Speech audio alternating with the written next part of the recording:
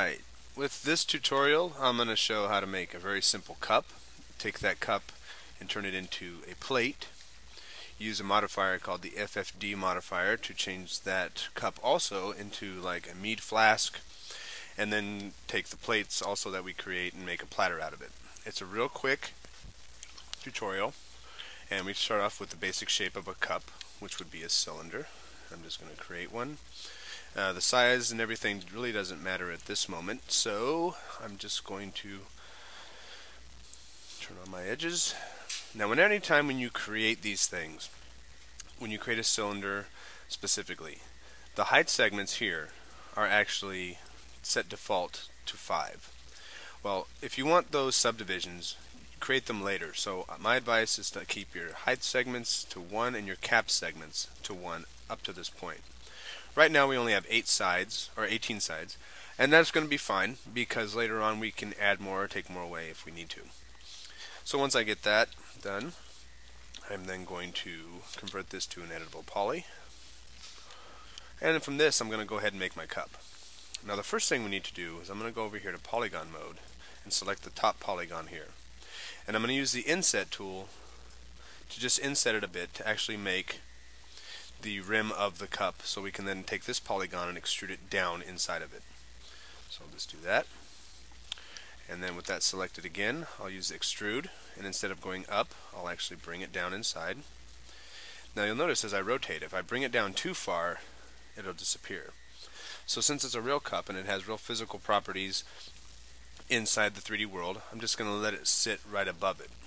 If I click OK, hit F3 to go to wireframe mode, then I hit F to go to front view, you can see that polygon is resting just above the top of the glass, or the cup.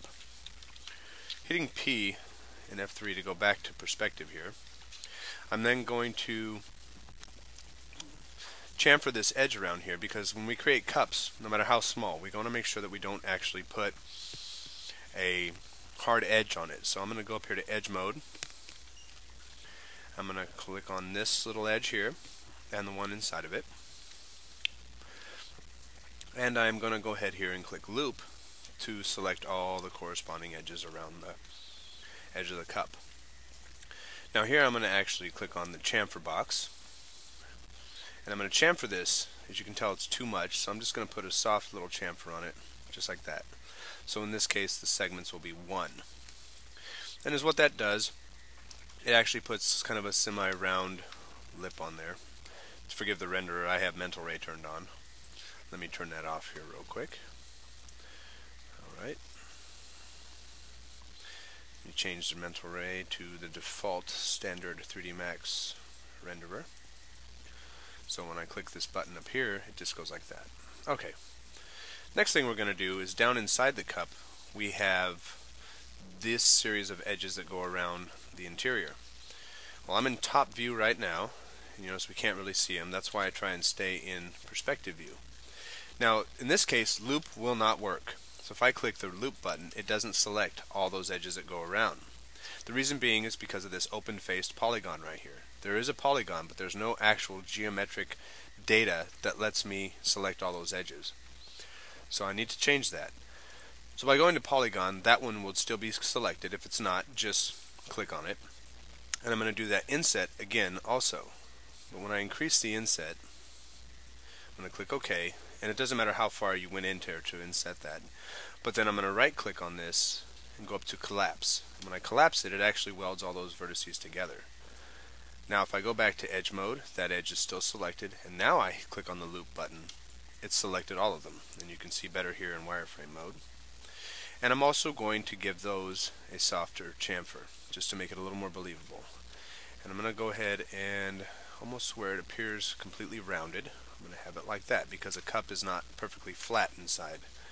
So if I hit F3, F for front view, now I'm looking at the inside of the cup, you can see it actually has more of a angled shape to the bottom of it, a little more believable. Hit F3 to turn my edges back on. So at that point, that part's done. Now as a cup exists, it actually has a small part of the bottom that actually is rounded also.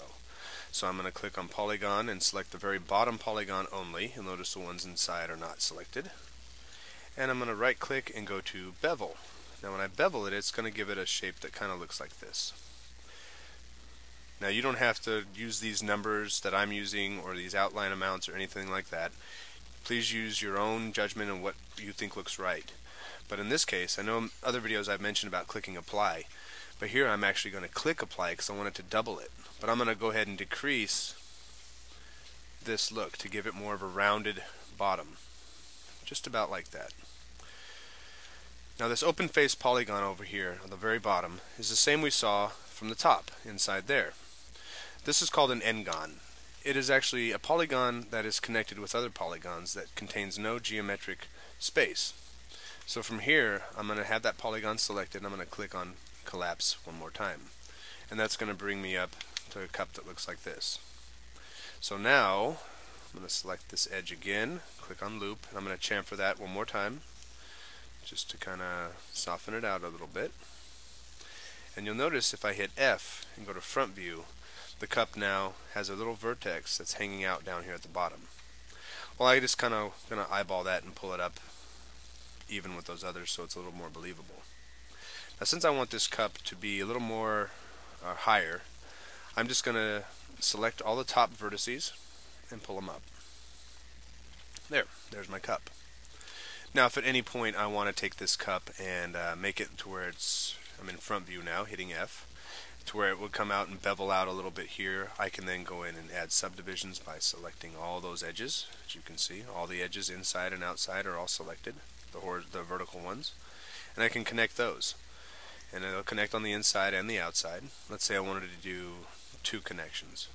And hit OK. And now I can use like the scale tool almost to make it barrel shaped or inside, but if you go inside, look, it turns black because you're crossing over into those other polygons. So I'm just going to go ahead and pull it in I'll pull it in just a bit here. I'm going to hit Alt and X to turn on X-ray mode. That enables us to actually see through the object as if it were an X-ray. And I want us to notice how close it's getting to the interior of the cup there. Alright, so let's go ahead and I'm going to select this interior loop. As you can tell, it's right inside there. And I'm going to use the scale tool to pull it in a little bit, just so it's away from that edge. So if I had a cup that's like this, let's say that's pretty much it. So from this cup, I'm going to go ahead and make a plate. And the reason we're able to do it with a plate is I'm going to go to my move tool. I'm going to name this one cup 01. Please get in the habit of naming your stuff, because when you go to select everything and you've got cups or just cylinder 1 through 80, you want them named at least cups. So if you want to delete some of the cups or add more cups, you know which ones to select. So on the x-axis, I'm going to hold down Shift and I'm going to make a copy of this one, but instead of this one being named cup, I'm going to name it plate 01. I'm going to hit Alt-Q to isolate this new cup I just made, and rather than remodeling a plate, I'm just going to switch to my regular scale tool, select uniform scale, and I'm going to squish it on the Z-axis. Now when I do this, it's going to keep this strange shape to make the plate, and it already looks kind of like a bowl. But I'm going to go back to my edges, this one, to where these were all, let me just deselect some things, to where these were fine to have a cup that did this. I don't want it to exist on the plate, so I'm going to click loop, and I'm going to use the scale tool to pull those back out like that. So from this point, being back in object mode, I can then squish it a little more to make the plate, and I can just use the scale tool to pull it out and maybe just squish it even a bit more. So now we're going towards this Viking type look, so there's our actual plate. So if I want to make some changes here, such as, and I would like to see you as students making changes and making your own plate. I do not like to see work that's regurgitated exactly what I do. So in this case, I don't like that little lip that's down there, so I'm just going to click on loop again, and I'm going to use the scale tool to just pull it in a little, just like that. You don't have to do that. You may not even have that little lip. Now I'm going to go ahead and select this edge. I'm going to click on loop, and I'm going to chamfer that just because I want it to not have such a hard edge. And I'm going to do something like that. So from there, I've made a plate out of a cup. I'm going to scale this cup down a little so it makes sense a little bit. And just pull it to the side. Now this is where I want to explain smoothing groups. Now if I were to click this button up here and